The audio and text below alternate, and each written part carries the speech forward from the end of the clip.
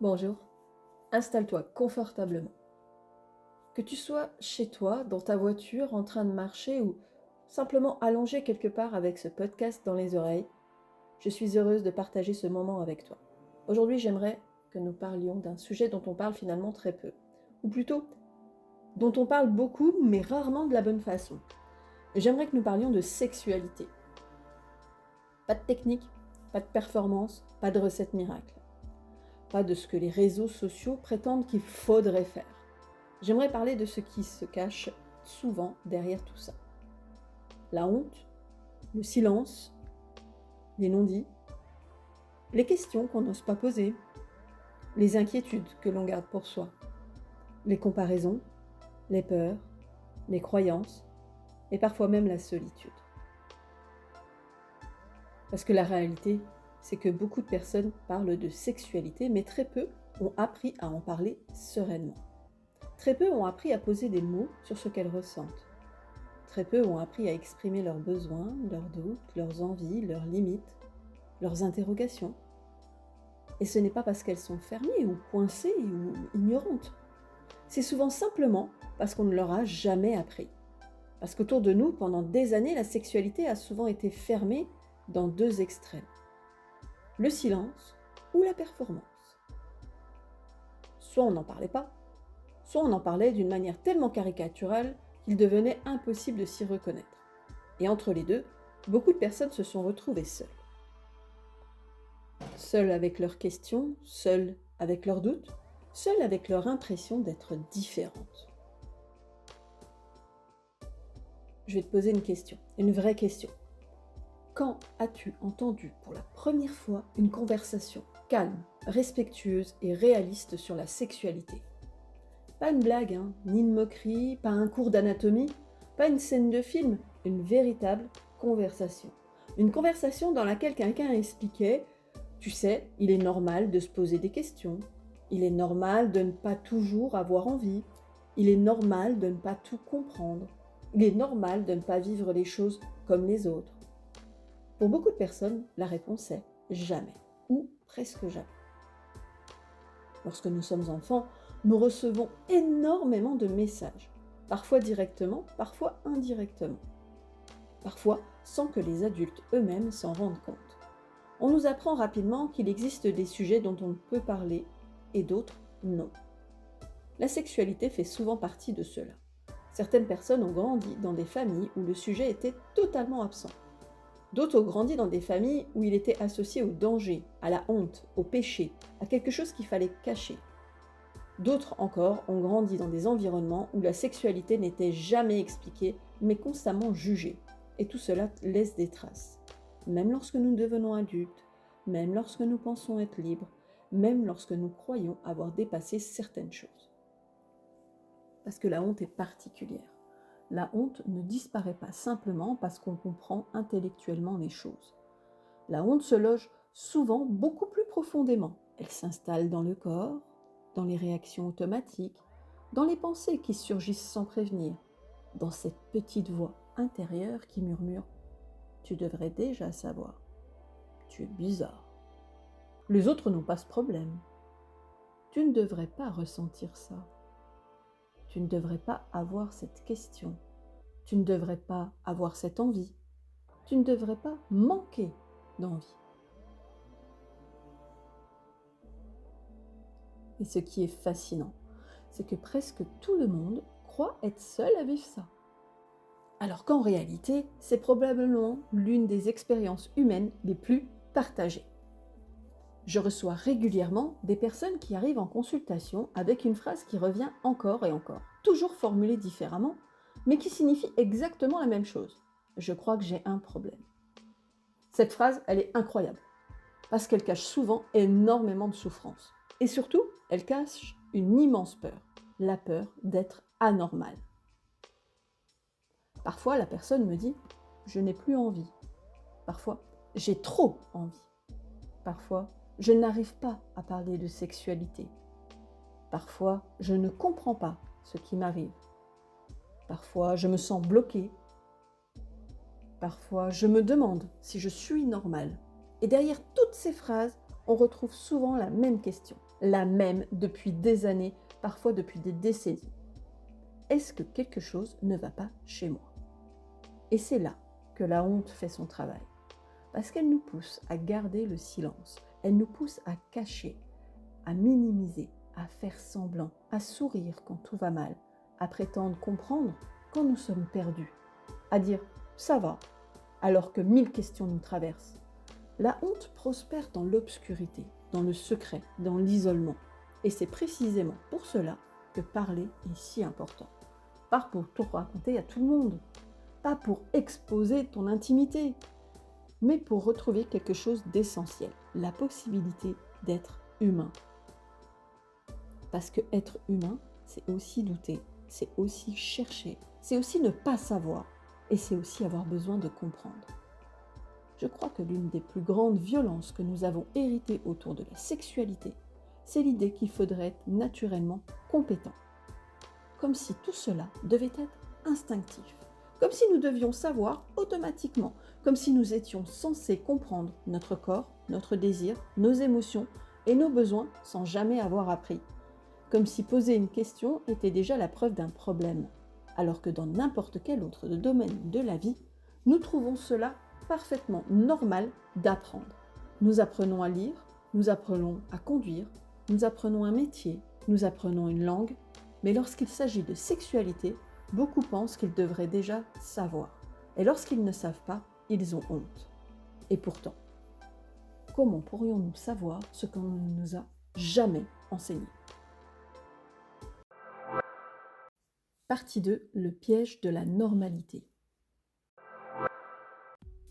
Après tout ce que nous venons d'évoquer, j'aimerais que nous parlions d'un mot que j'entends très souvent. Un mot qui semble rassurant, mais qui crée parfois beaucoup de souffrance. Le mot « normal ». Lorsque quelqu'un se questionne sur sa sexualité, il y a souvent une interrogation qui revient. Est-ce que c'est normal? Est-ce que je suis normal? Est-ce que les autres vivent la même chose? Et je comprends profondément cette question, parce qu'elle ne parle pas seulement de sexualité, elle parle de notre besoin d'appartenir, notre peur d'être différent, de notre peur d'être le problème. Depuis l'enfance, nous apprenons à nous comparer, à regarder les autres pour comprendre où nous nous situons. Et cette habitude ne disparaît pas à l'âge adulte, elle se déplace simplement vers d'autres domaines.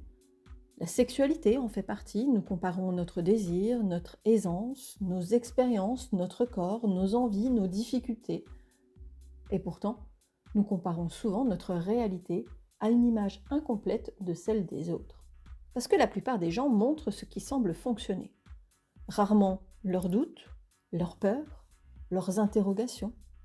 Alors nous finissons par croire que nous sommes les seuls à nous poser certaines questions, les seuls à manquer de confiance, les seuls à nous sentir parfois perdus.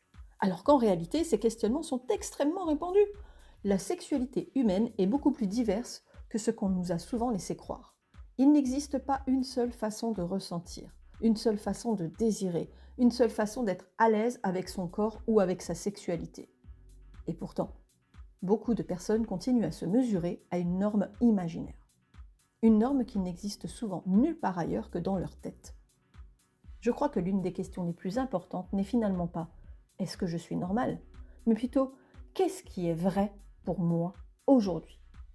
Parce que cette question ne cherche plus à entrer dans une case, elle cherche à comprendre. Et comprendre est souvent beaucoup plus utile que se juger. Partie 3, ce silence qui nous accompagne depuis si longtemps. J'aimerais que tu repenses un instant à ton adolescence. Pas forcément dans les détails, juste à l'ambiance, à ce qui se disait, et surtout à ce qui ne se disait pas.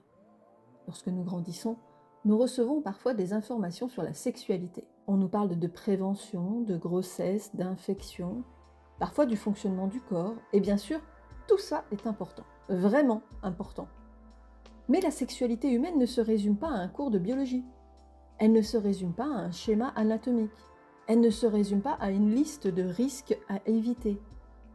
La sexualité touche aussi à l'intime, au rapport à soi, au rapport au corps, au plaisir, à la gêne, à la vulnérabilité, aux émotions, aux peurs, aux doutes. Et sur ces sujets-là, beaucoup de personnes ont grandi dans un immense silence. Un silence qui ne ressemblait pas forcément à une interdiction. Parfois, personne n'a jamais dit « tu n'as pas le droit d'en parler ». Mais personne n'a jamais dit non plus « tu peux en parler ». Et il y a une différence immense entre les deux. Parce qu'un sujet peut devenir tabou sans qu'aucune règle ne soit posée. Il suffit de regards qui se détournent, de malaise, de plaisanteries qui remplacent les réponses, de changements de sujet. Petit à petit, on comprend. On comprend que certains sujets gênent, qu'ils mettent les autres mal à l'aise, qu'il vaut mieux éviter. Et sans même s'en rendre compte, on apprend le silence.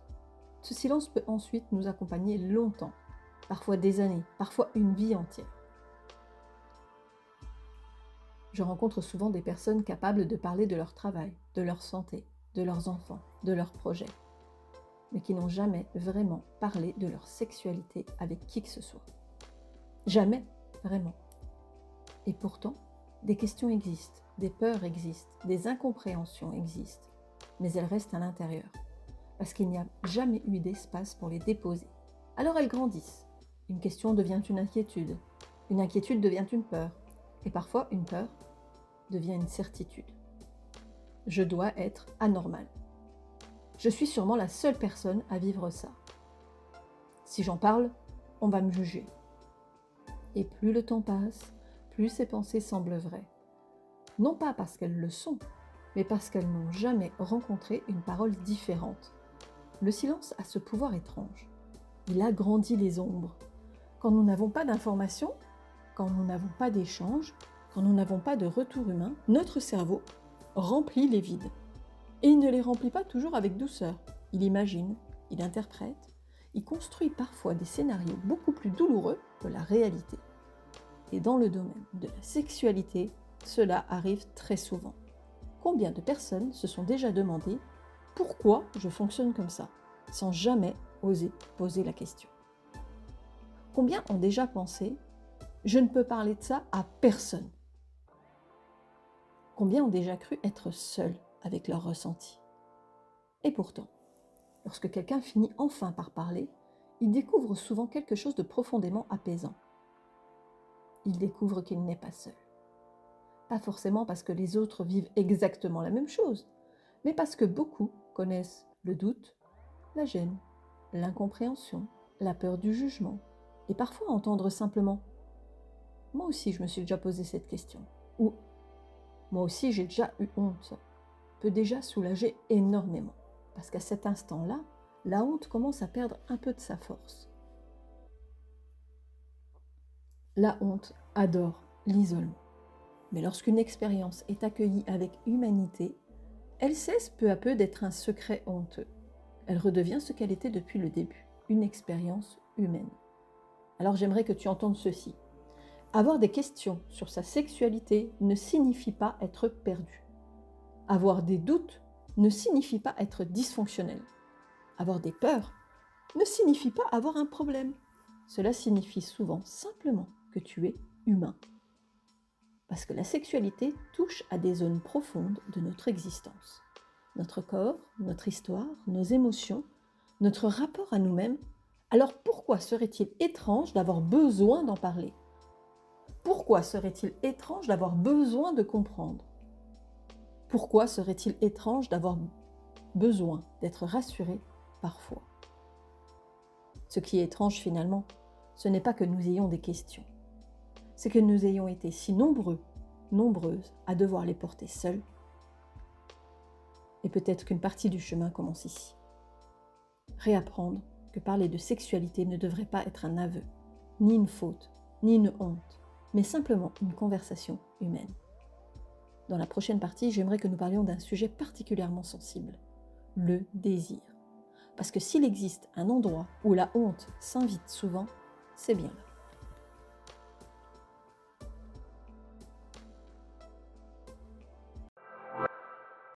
Partie 4, le désir, ce grand incompris. S'il y a un sujet qui revient constamment lorsqu'on parle de sexualité, c'est le désir. Et pourtant, c'est probablement l'un des sujets les plus mal compris. Parce que beaucoup d'entre nous On grandit avec une idée très simple. Si tout va bien, alors on devrait avoir envie. Et si l'envie disparaît ou change, c'est forcément qu'il y a un problème. Cette idée est extrêmement répandue, mais elle correspond rarement à la réalité, parce que le désir n'est pas un interrupteur, ce n'est pas une machine, ce n'est pas quelque chose qui fonctionne de façon identique toute notre vie. Le désir est influencé par notre fatigue, notre stress, notre santé, nos émotions, notre charge mentale, notre histoire, notre rapport à nous-mêmes, et parfois même par des choses dont nous n'avons pas conscience. Pourtant, lorsque le désir change, beaucoup de personnes s'inquiètent. Elles se demandent pourquoi je ne suis plus comme avant. Pourquoi est-ce plus compliqué aujourd'hui? Pourquoi les autres semblent y arriver et pas moi? Ces questions sont profondément humaines, mais elles deviennent douloureuses lorsqu'elles s'accompagnent d'une autre pensée. Je devrais être autrement. C'est souvent là que commence la souffrance. Pas parce que le désir évolue, mais parce que nous pensons qu'il ne devrait pas évoluer. On nous a rarement appris que le désir pouvait être cyclique, qu'il pouvait changer au fil des périodes de vie, qu'il pouvait parfois être très présent, puis plus discret, avant de revenir autrement. À la place, beaucoup ont grandi avec l'idée que le désir devrait être toujours disponible, toujours spontané, toujours évident. Alors lorsque la réalité ne correspond pas à cette image, le doute s'installe.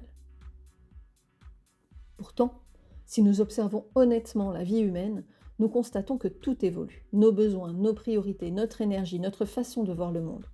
Pourquoi notre désir serait-il la seule chose censée rester immuable?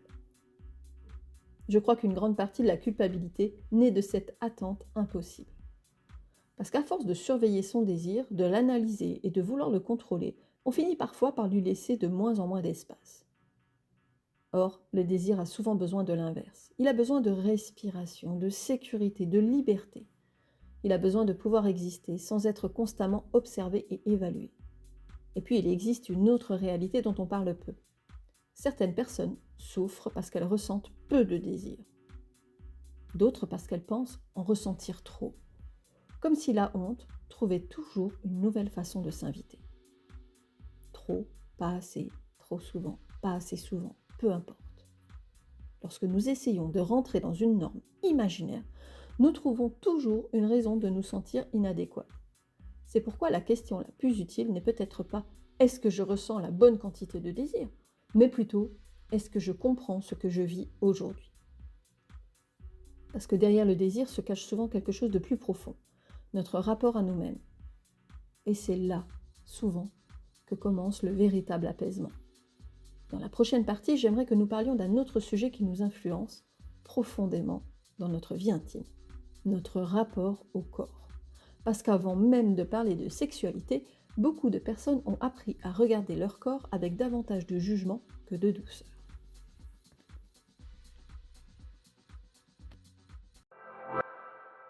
Partie 5.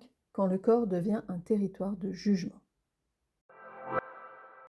Avant même de parler de désir, avant même de parler d'intimité, avant même de parler de sexualité, il y a souvent une rencontre qui passe inaperçue. La rencontre avec notre propre corps. Et pour beaucoup d'entre nous, cette rencontre n'a pas toujours été douce, parce que très tôt, nous recevons des messages sur notre apparence. Parfois à travers une remarque, un regard, une comparaison, une plaisanterie. Des choses qui semblent anodines sur le moment, mais qui finissent parfois par construire une histoire. Une histoire que nous racontons à notre corps pendant des années. Une histoire qui semble souvent à « tu n'es pas assez ». Pas assez beau, pas assez belle, pas assez mince, pas assez attirante, pas assez jeune, pas assez ceci, pas assez cela. Et lorsque cette histoire s'installe, elle ne touche pas seulement à notre apparence. Elle finit aussi par influencer notre vie intime. Parce qu'il est difficile de se sentir libre dans un corps que l'on critique constamment. Difficile d'être pleinement présent lorsque l'on passe son temps à s'observer, à se surveiller, à se juger. Imagine un instant un moment d'intimité. Au lieu d'être connecté à tes sensations, une partie de ton esprit est occupée ailleurs, à penser à ton ventre, à ton poids, à tes cicatrices, à ton âge, à ce que l'autre pourrait penser de toi, et soudain tu n'es plus vraiment dans l'instant. Tu es devenu observateur, observatrice de toi-même. Comme si tu regardais ton corps depuis l'extérieur. Et c'est épuisant. Parce qu'aucun être humain ne peut se détendre complètement lorsqu'il se sent évalué, même lorsque ce regard critique vient de lui-même. Ce qui me touche souvent, c'est de constater à quel point certaines personnes parlent de leur corps avec une dureté qu'elles n'utiliseraient jamais envers quelqu'un qu'elles aiment. Elles se répètent des phrases qu'elles ne diraient jamais à une amie. Jamais. Et pourtant, elles les entendent dans leur tête depuis parfois des années. À force, le corps devient un problème à corriger plutôt qu'un endroit à vivre. On cesse de lui faire confiance. On cesse de l'écouter. On cesse parfois même de ressentir. Or, la sexualité ne se vit pas uniquement dans la tête. Elle se vit aussi dans le corps, dans la respiration, dans les sensations, dans la présence. Et lorsqu'une personne est constamment occupée à juger son corps, il devient beaucoup plus difficile d'habiter pleinement ses expériences. J'aimerais aussi parler d'une croyance très répandue. Cette idée qu'il faudrait d'abord atteindre une certaine apparence avant d'avoir le droit d'être aimé, d'être désiré, d'être vu. Comme s'il fallait devenir suffisamment parfait avant de commencer à vivre. Mais cette perfection recule sans cesse. Et pendant ce temps, la vie attend, l'intimité attend, la tendresse attend, le plaisir attend. Je crois profondément que beaucoup de personnes ne souffrent pas parce que leur corps est insuffisant. Elles souffrent parce qu'elles ont appris à regarder leur corps à travers le filtre du jugement. Et lorsqu'on commence à changer ce regard, quelque chose s'apaise progressivement. Le corps cesse peu à peu d'être un ennemi pour devenir un allié, un compagnon de route, un lieu où habiter. Alors j'aimerais te laisser avec une question. Depuis combien de temps ton corps est-il devenu un projet à corriger plutôt qu'un espace à habiter? Parce que derrière cette question se cache souvent une immense fatigue. La fatigue de se comparer, la fatigue de se surveiller, la fatigue de croire qu'il faut mériter le droit d'exister tel qu'on est. Et si ton corps n'avait jamais eu besoin d'être parfait pour être digne de respect, pour être digne de douceur, pour être digne d'amour, peut-être que l'apaisement commence simplement là, dans une relation un peu plus douce avec soi-même. Et cette douceur a souvent beaucoup plus d'impact sur notre vie intime que toutes les injonctions du monde. Dans la prochaine partie, nous allons parler d'un sujet que presque tout le monde connaît, les conversations que nous n'avons jamais apprises à avoir. Parce que parler de sexualité paraît parfois simple en théorie, mais lorsqu'il faut trouver les mots, beaucoup de personnes se retrouvent démues. Partie 6, les conversations que nous n'avons jamais apprises à avoir. J'aimerais que tu imagines deux personnes. Peut-être qu'elles s'aiment. Peut-être qu'elles partagent leur vie depuis quelques mois. Ou même depuis plusieurs années.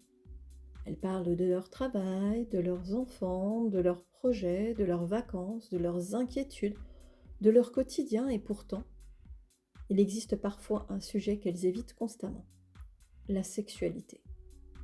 Non pas parce qu'il est interdit, mais parce qu'il est inconfortable. Parce qu'elles ne savent pas comment l'aborder. Parce qu'elles ont peur d'être mal comprises, peur de blesser ou d'être blessées, peur de changer l'équilibre de la relation. Alors elles se taisent. Et souvent, l'autre se tait aussi. C'est fascinant lorsqu'on y pense. Nous pouvons partager notre vie avec quelqu'un pendant des années et ne jamais apprendre à parler sereinement de sexualité. Pourquoi? Parce qu'on ne l'a jamais appris. On nous apprend à dire bonjour, à dire merci, à passer un entretien d'embauche, à rédiger un courrier administratif. Mais qui nous apprend à dire « j'aimerais te parler de quelque chose d'intime ». Je ne sais pas comment mettre des mots dessus. J'ai besoin de comprendre ce que je ressens. Très peu de personnes. Alors lorsque le moment arrive, nous improvisons. Et parfois la peur s'invite avant même la conversation. La peur du rejet, du ridicule, du jugement, ou simplement de ce qui pourrait être entendu. Alors beaucoup choisissent le silence.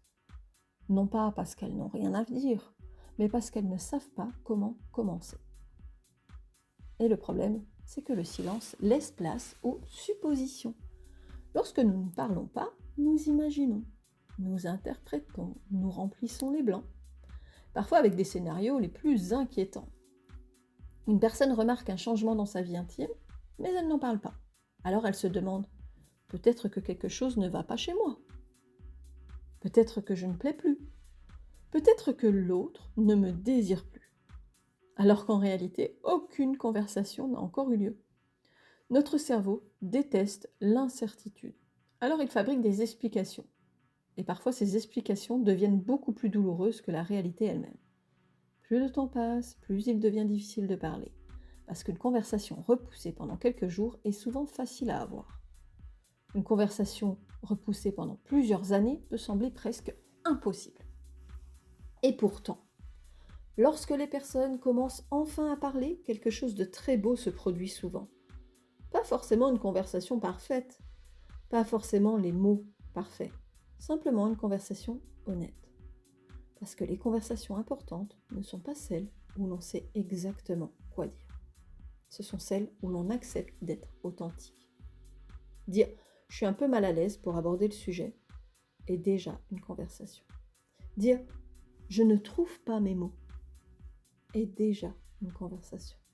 Dire « j'ai besoin de comprendre » est déjà une conversation. Et cela demande du courage, beaucoup plus de courage qu'on ne le croit. Parce que parler de sexualité, ce n'est pas seulement transmettre une information, c'est souvent montrer une partie vulnérable de soi.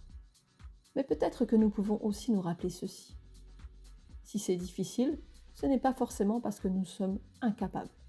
C'est peut-être simplement parce que nous essayons de faire quelque chose qu'on ne nous a jamais appris.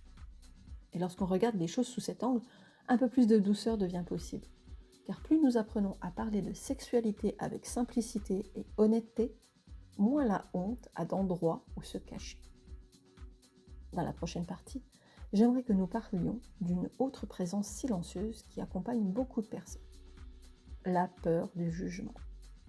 Parce que parfois, ce qui nous empêche de parler, ce n'est pas le manque de mots, c'est la peur de ce qui pourrait arriver si nous les prononçons.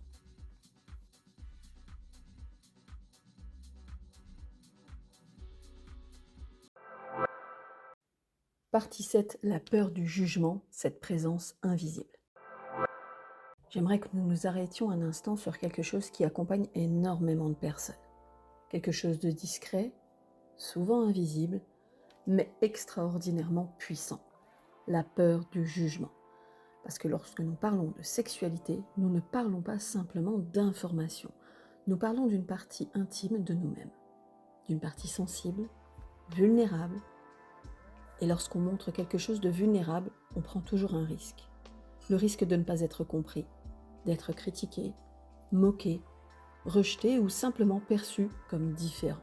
Alors beaucoup de personnes apprennent très tôt à se protéger, à taire certaines questions, à cacher certaines inquiétudes, à faire semblant d'être plus sûres d'elles qu'elles ne le sont réellement. Souvent parce qu'elles ont déjà connu le jugement, parfois à travers une remarque, un rire, un regard, une phrase entendue il y a longtemps. Des choses qui peuvent sembler anodines, mais qui laissent parfois des traces profondes. Parce que lorsqu'on a été blessé dans sa vulnérabilité, on devient plus prudent. C'est humain. Notre cerveau apprend, il cherche à nous protéger. Alors il nous souffle, ne dis rien. Ne prends pas le risque, tu pourrais être jugé. Et parfois cette prudence devient une habitude tellement ancienne qu'on finit par croire qu'elle fait partie de notre personnalité, comme si nous étions naturellement réservés, alors qu'en réalité, nous sommes parfois simplement fatigués d'avoir été jugés. Le plus difficile, c'est que le jugement extérieur finit souvent par devenir un jugement intérieur. Un jour, quelqu'un nous critique. Puis progressivement, nous apprenons à faire ce travail nous-mêmes. Nous devenons notre propre critique, notre propre censeur. Avant même que quelqu'un puisse nous juger, nous nous sommes déjà jugés. Nous avons déjà décidé que notre question était ridicule, que notre inquiétude était excessive, que notre expérience était anormale. Et cela crée parfois une immense solitude. Des personnes qui souffrent non pas parce qu'elles sont jugées aujourd'hui, mais parce qu'elles s'attendent à l'être. Pourtant, j'aimerais te partager une réflexion qui m'accompagne souvent. La plupart des personnes que je rencontre n'ont pas honte de ce qu'elles vivent. Elles ont honte de croire qu'elles sont seules à le vivre. Et ce n'est pas la même chose. Parce que lorsqu'une personne découvre que d'autres connaissent les mêmes doutes, les mêmes peurs ou les mêmes questionnements, quelque chose se relâche. Comme si le poids devenait un peu moins lourd. Comme si l'expérience redevenait simplement humaine. Je crois que beaucoup de souffrances naissent lorsque nous transformons une expérience humaine en preuve que quelque chose ne va pas chez nous. Une question devient un défaut. Une hésitation devient une faiblesse. Une peur devient un échec. Alors qu'en réalité, les êtres humains doutent, hésitent, cherchent, apprennent, évoluent. Et cela n'a jamais été une preuve d'échec. Cela a toujours été une preuve d'humanité. J'aimerais que tu imagines quelqu'un que tu apprécies profondément. Quelqu'un qui viendrait te dire « J'ai honte de cette question. J'ai peur d'être jugé. Je ne sais pas quoi penser de ce que je vis. » Que lui répondrais-tu ? Probablement pas « tu es ridicule, tu es anormal, tu devrais avoir honte ». Tu lui offrirais probablement de l'écoute, de la compréhension, de la bienveillance. Alors pourquoi est-il souvent si difficile de s'offrir cette même douceur ?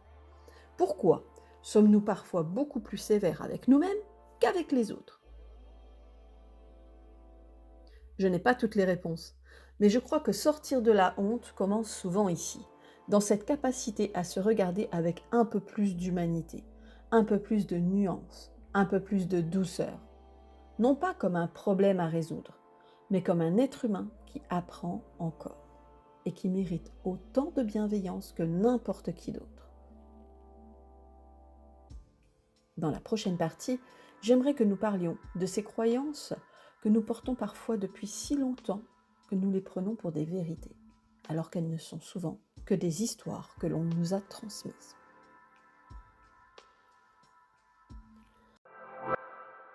Partie 8, ces croyances que nous avons héritées sans les choisir. J'aimerais te proposer un petit exercice.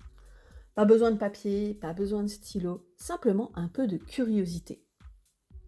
Ferme les yeux quelques secondes si tu le souhaites.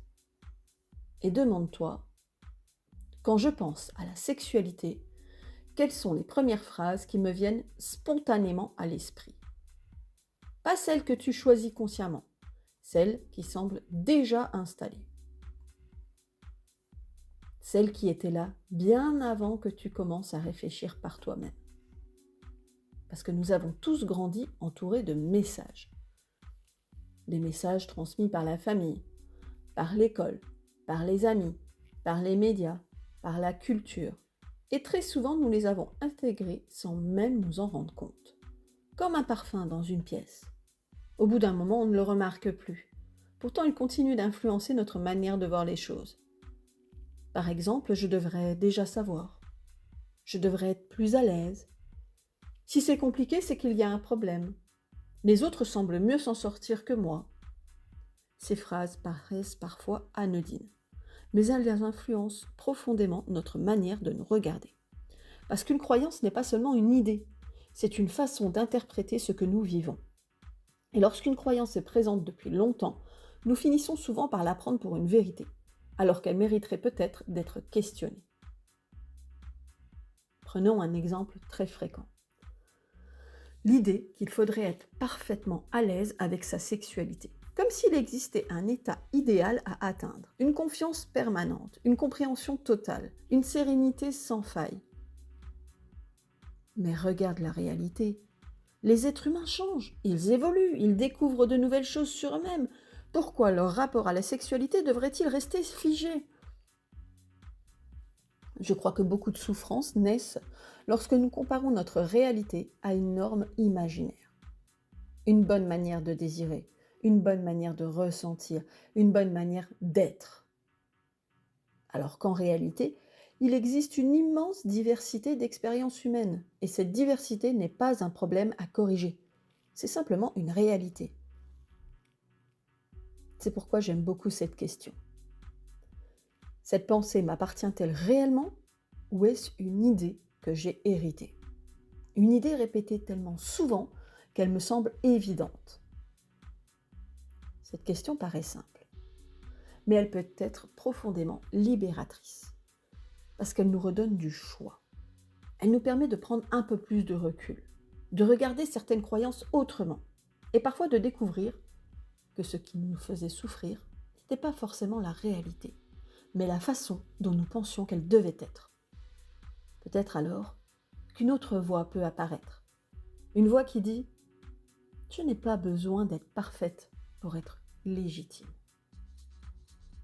Je n'ai pas besoin de tout comprendre immédiatement. Je peux apprendre sans avoir honte de ne pas savoir. Parce qu'au fond, la curiosité ouvre là où la honte ferme. Et lorsqu'on cesse de lutter contre une norme imaginaire, il devient enfin possible d'écouter sa propre réalité. Et cette écoute-là est souvent beaucoup plus précieuse que toutes les injonctions du monde. Dans la prochaine et dernière partie, j'aimerais que nous parlions de la manière dont nous pouvons commencer à avancer avec davantage de douceur. Non pas parfaitement, mais humainement. Partie 9. Réapprendre à parler avec douceur. Depuis le début de ce podcast, nous avons parlé de la honte, du silence, des tabous, du désir, du corps, du jugement, des croyances que nous portons parfois sans même nous en rendre compte. Et peut-être qu'à ce stade, une question commence à émerger. D'accord, mais comment fait-on maintenant ? Comment commence-t-on à sortir de tout ça ? J'aimerais te proposer une réponse simple. Pas forcément facile, mais simple. On commence là où on est. Pas là où l'on pense devoir être. Pas dans une version idéale de soi-même. Là où on est aujourd'hui. Parce que beaucoup de personnes imaginent qu'il faut d'abord être à l'aise pour parler. Alors qu'en réalité, c'est souvent en parlant que l'on devient progressivement plus à l'aise. Un peu comme lorsqu'on entre dans l'eau. On aimerait parfois attendre de ne plus avoir peur avant d'avancer. Mais bien souvent, c'est en avançant que la peur commence à diminuer. Et cela est vrai aussi pour la parole. Parler de sexualité ne signifie pas tout raconter, ni exposer toute son intimité. Parler peut commencer beaucoup plus simplement, par une question, par une réflexion, par une phrase honnête. Par exemple, « Je me rends compte que ce sujet est difficile pour moi » ou « Je n'ai jamais vraiment appris à en parler » ou alors « J'ai besoin de comprendre quelque chose ». Ces phrases semblent simples, mais elles ouvrent souvent des portes immenses. Parce qu'elles remplacent la performance par l'authenticité. Et cela demande du courage. Car il est parfois plus facile de rester dans le silence que d'accepter d'être vulnérable. Pourtant, la vulnérabilité n'est pas une faiblesse. C'est souvent ce qui permet une véritable rencontre humaine. Lorsque quelqu'un nous parle sincèrement de ses doutes ou de ses peurs, nous ne le percevons généralement pas comme faible. Nous le percevons comme humain. Pourquoi alors serait-ce différent pour nous-mêmes ? Pourquoi devrions-nous être parfaitement sûrs de nous avant d'avoir le droit de poser une question ?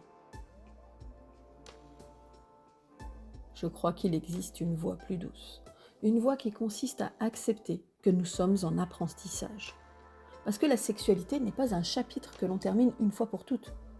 C'est quelque chose qui évolue avec nous, tout au long de notre vie. Et apprendre ne devrait jamais être une source de honte. J'aimerais aussi rappeler une chose importante. Parler de sexualité ne signifie pas seulement parler aux autres.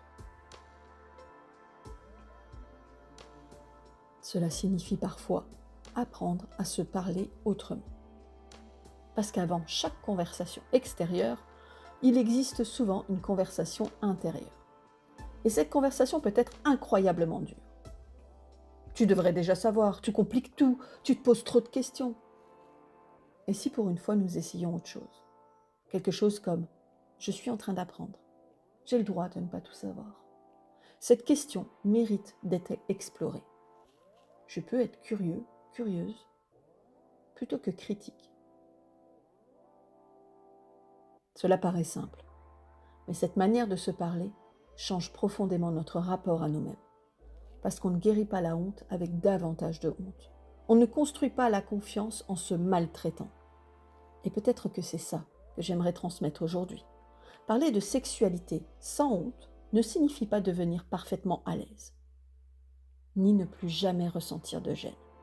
Cela signifie peut-être simplement accepter notre humanité, nos questions, nos hésitations, nos périodes de doute, nos évolutions et leur faire une place guidée non par la honte, mais par la curiosité, la compréhension et la bienveillance. Parce qu'après tout, si l'on ne nous a jamais appris à parler sexualité sans honte, alors il est peut-être temps de commencer à l'apprendre, ensemble.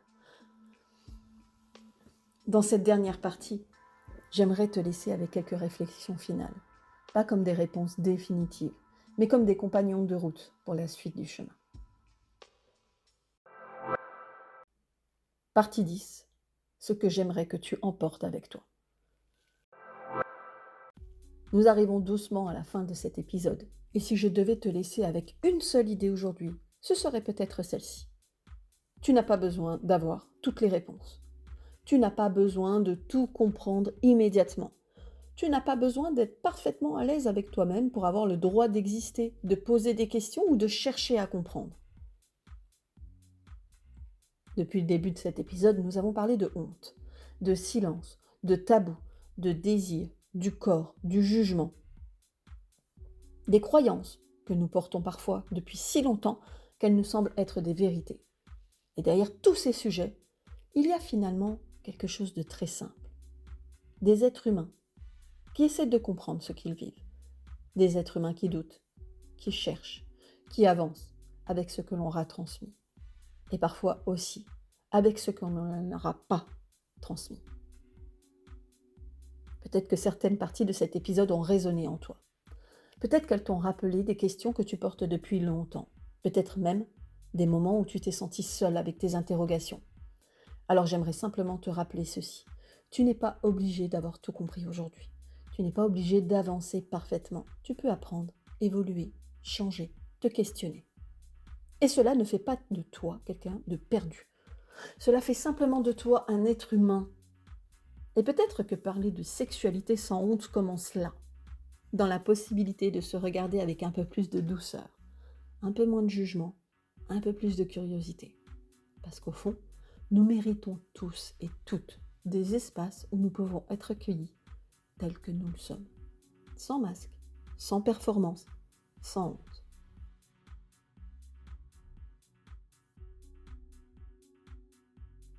Merci d'avoir partagé ce moment avec moi. Et avant de nous quitter, j'aimerais te dire une dernière chose. Si pendant cet épisode, tu t'es reconnu dans certaines situations, tu as retrouvé dans mes mots des questions que tu portes depuis longtemps, si tu as réalisé que certaines inquiétudes, certaines peurs ou certaines croyances prennent aujourd'hui beaucoup plus de place dans ta vie, alors peut-être que tu n'as pas besoin de continuer à porter ça seul. Parfois, une simple conversation permet déjà de remettre de la lumière là où il y avait beaucoup de confusion. Parfois, avoir un espace sécurisant, sans jugement, permet enfin de poser les questions que l'on n'a jamais osé poser ailleurs. Et parfois, comprendre ce que l'on vit peut être le premier pas vers davantage d'apaisement. C'est exactement ce que je propose au sein du studio Fleur de Lune. J'accompagne des personnes qui souhaitent mieux comprendre leur rapport à elles-mêmes, à leur corps, à leurs émotions, à leurs relations et à leur intimité. Que tu sois en questionnement, que tu traverses une période de doute, que tu te sentes bloqué, ou simplement que tu aies besoin d'un espace où déposer ce que tu vis, tu n'as pas besoin d'attendre d'aller mal pour demander de l'aide. Tu n'as pas besoin d'avoir toutes les réponses avant de prendre rendez-vous. Tu peux simplement commencer là où tu en es aujourd'hui. Les accompagnements ont lieu à Héricourt ou en visioconférence. Et si tu souhaites en savoir plus, tu peux retrouver toutes les informations sur le site du studio Fleur de Lune. Je te remercie encore pour ce moment partagé. Prends soin de toi, prends soin de tes questions et rappelle-toi que tu n'as pas besoin d'être parfait pour mériter d'être écouté. Je te retrouve très bientôt dans un nouvel épisode des Murmures de Fleur de Lune. Alice te parle. À bientôt.